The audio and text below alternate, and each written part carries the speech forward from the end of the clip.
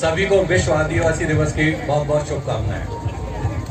मैं कुछ मुद्दों पर आपका ध्यान लाना चाहूँगा। मेरे पूर्व वक्ता ने एक तो शिक्षा की बात कही, बिल्कुल सही बात है कि हम जब तक शिक्षित नहीं होंगे और जब तक हमें शिक्षा नहीं होगी तब तक हम अधिकारों को नहीं जान पाएंगे, और वो अधिकार कैसे प्राप्त करने हैं उनका रास्ता भी हमें नहीं सूझेगा। कोई भी अधिकार अगर कानून में दिया हुआ है तो वो अधिकार के लिए न्यायालय बने हुए हैं। आपके किसी अधिकार का हनन होता है, आप न्यायालयों में जा सकते हैं। अलग अलग प्राधिकारी बने हुए हैं, अलग अलग कोर्ट्स बनी हुई हैं जहां पर आप जाकर शिकायत कर सकते हैं और न्याय प्राप्त कर सकते हैं।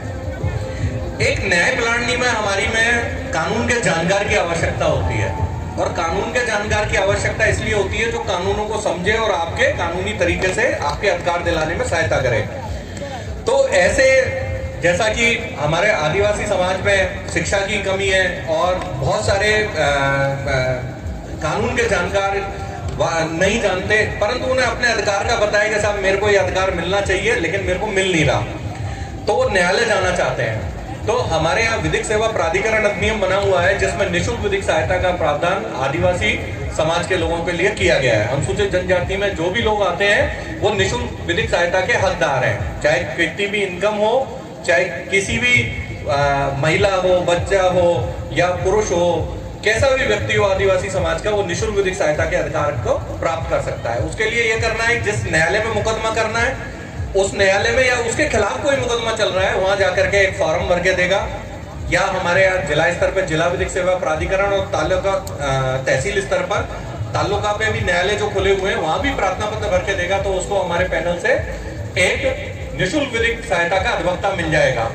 तो मैं यही कहूंगा कि शिक्षा पहले प्राप्त करें, अपने अधिकारों को जाने, और फिर उन अधिकारों को प्राप्त करने के लिए हमारे पास बिल्कुल कानूनी तरीके हैं, उनका उपयोग करें। दूसरा मैं जैसे कि बात की कि उन्होंने वोट के संबंध में की कि नशे के कारण अपना वोट दे देते हैं, पैसे के कारण दे देते हैं। ये तो ध्यान रखना ही है कि हम वोट अपने विवेक से और अपना जो बुद्धि है उसका प्रयोग करके जिस व्यक्ति को आप चाहते हैं उसको दें, किसी प्रलोभन में, लालच में या डर या दबाव में ना दें। मैं इसमें एक बात और जोड़ना चाहूंगा। आज आदिवासी समाज में ये बात बड़े सोचने की है कि नशे की प्रवृत्ति बहुत है। ये महुआ की शराब पीने की प्रवृत्ति पुराने टाइम से चली आ रही है, लेकिन इससे हो क्या रहा है? आज न्यायालय में मैं उदयपुर न्यायालय में बैठता हूं तो देखता हूं कि पॉक्सो अधिनियम के मुकदमे आज जितने आदिवासी क्षेत्र से आ रहे हैं वो 90% है, और अन्य क्षेत्र से आ रहे हैं वो 10% है। तो ये नशे की प्रवृत्ति भी कहीं ना कहीं हमसे अपराध करा देती है, हम अपना विवेक खो देते हैं नशे के कारण।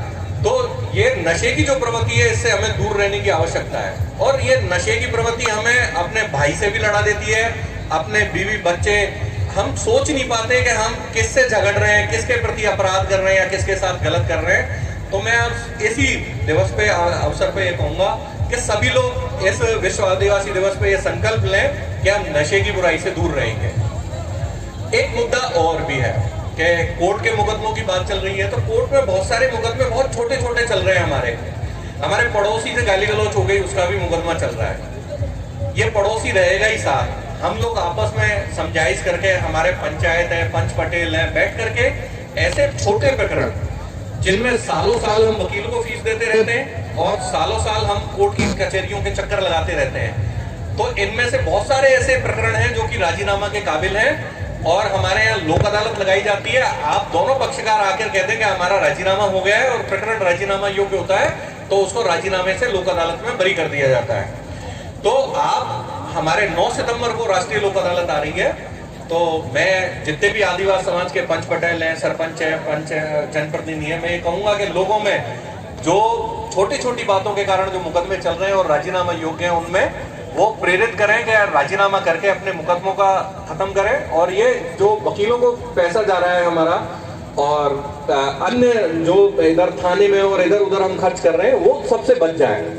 और इस काम के लिए अगर समझाइश के लिए मध्यस्थ की जरूरत होती है तो न्यायालय में आप मध्यस्थता के लिए भी एप्लीकेशन लगा सकते हैं, वहां से आपको मध्यस्थ नियुक्त हो जाएगा और वो मध्यस्थ दोनों पक्षकारों की समझाइश करके दोनों पक्षकार जिस चीज पर राजी होते हैं उसको लिख करके न्यायालय भेजता है और वो मध्यस्थता का करार जो न्यायालय को मध्यस्थ दोनों पक्षकारों के साइन से भेजता है, न्यायालय उसी के आधार पर फैसला देता है और वैसा ही फैसला देता है तो आप उसको भी ले सकते हैं। तो मैं सांस्कृतिक संध्या का वो कार्यक्रम का वक्त है तो बीच में ज्यादा समय नहीं लूंगा।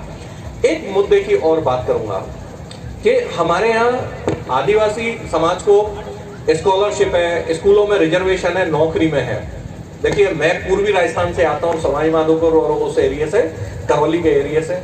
हमारे यहाँ भी आदिवासी समाज है, लेकिन हमारे वाले आदिवासी समाज हमारा जागरूक है और शिक्षा के प्रति बहुत जागरूक है और वो उनकी नौकरियों में आप भागीदारी देखेंगे ना तो हिंदुस्तान में एसटी के रिजर्वेशन में अगर 100 आदमी सेलेक्ट होते हैं तो 90 हमारे एरिया के 5 जिलों के और आपके बाकी पूरे हिंदुस्तान के 10% ही आते हैं। तो मैं ये चाहूंगा कि ये अधिकार हमें, अगर ये रिजर्वेशन का जो सरकार ने दिया है इसका उपयोग करना है तो हमें अपने बच्चों को पढ़ाना है, अच्छी शिक्षा दिलानी है। और आजकल तो सरकार ने कोचिंग के लिए भी योजना चला रखी है ना, अनुप्रीति कोचिंग योजना, जिसमें सरकार पैसा दे रही है, रहने का, खाने का, कोचिंग की फीस भी दे रही है, पढ़ाई के लिए दे रही है, स्कॉलरशिप दे रही है। फिर हम क्यों नहीं उपयोग कर पा रहे?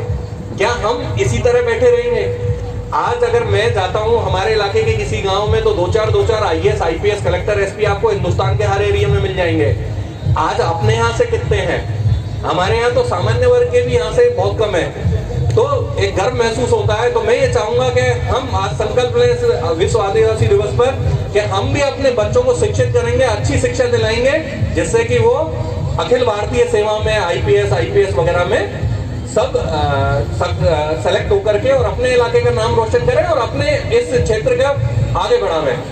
ये धरती मतलब प्रण कर ले तो ऐसी नहीं है कि वो पूरा नहीं कर सके। ये राणा कुंजा की धरती है, बहुत गौरवशाली व्यक्ति थे, इतिहास में नाम है। अकबर जैसा बड़ा बादशाह था जिसको भी नाको चने चबा दिए। तो हम लोग अपना संकल्प कर रहे हैं तो हम पीछे नहीं हट सकते। अगर हमने संकल्प किया तो हम जरूर बना लेंगे। तो मैं ये उम्मीद करूंगा कि आप सभी अपने बच्चों को अच्छी शिक्षा दिलाएंगे, अच्छा है वो अच्छी नौकरी पे जाए। और इसी के साथ पुनः विश्व आदिवासी दिवस की शुभकामनाएं। जय जोहार। धन्यवाद न्यायाधीश महोदय जी। आप उदयपुर से इस फ्लैशा की पावन धरा पर मन्नारे जगदीश जी पांडोर की इस पवित्र और पावन धरा पर पधार कर आपने अपने उद्बोधन के माध्यम से सभी श्रोताओं को लाभान्वित किया। आपका लाख लाख जोहार।